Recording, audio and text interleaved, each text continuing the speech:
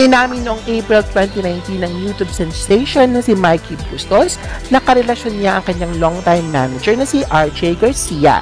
Si Mikey ay isang Filipino-Canadian vlogger na sumikat dahil sa kanyang kwelang videos patungkol sa mga Pinoy.